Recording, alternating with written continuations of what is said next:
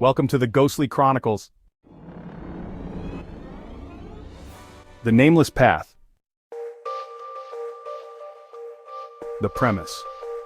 Deep in the farthest reaches of an ancient forest in Eastern Europe, there exists a trail known only in broken folk songs and half-remembered fireside stories. The Nameless Path.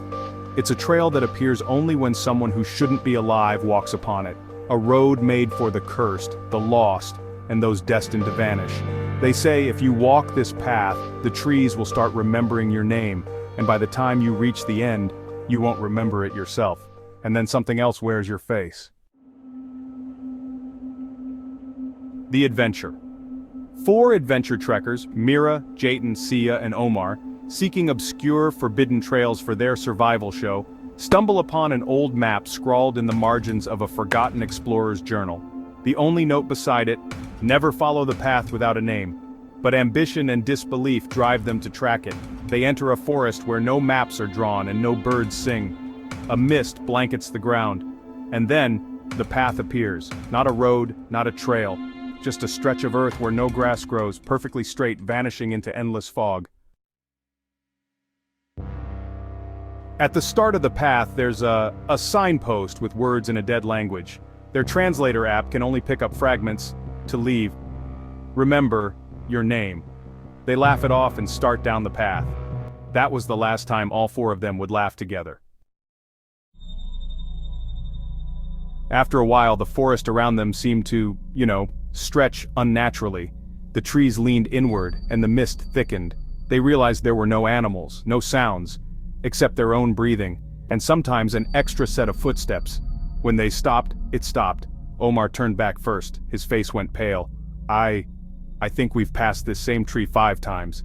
Carved into its trunk was the word Mira. Fresh, as though made minutes ago. They hadn't carved it.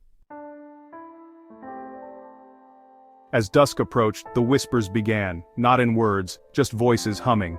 And then, calling their names: Sia, Jatin, Mira, Omar, sometimes in their own voices, sometimes in voices of people long dead. One by one they began to forget simple things.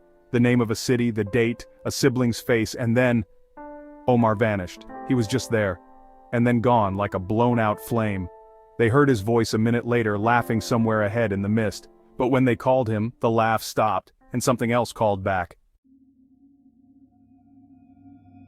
They pushed forward, desperate to escape, but now the path itself was bleeding into them. Mira's hands turned pale and brittle. Sia's eyes clouded, and she began speaking in a language none of them knew. They passed another tree. It bore a new name.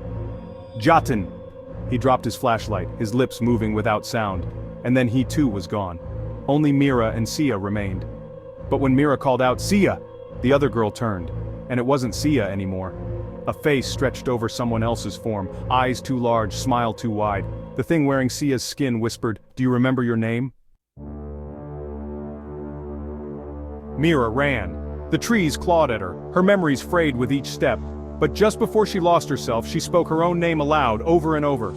Until dawn broke and the path crumbled into dust beneath her feet. She was alone.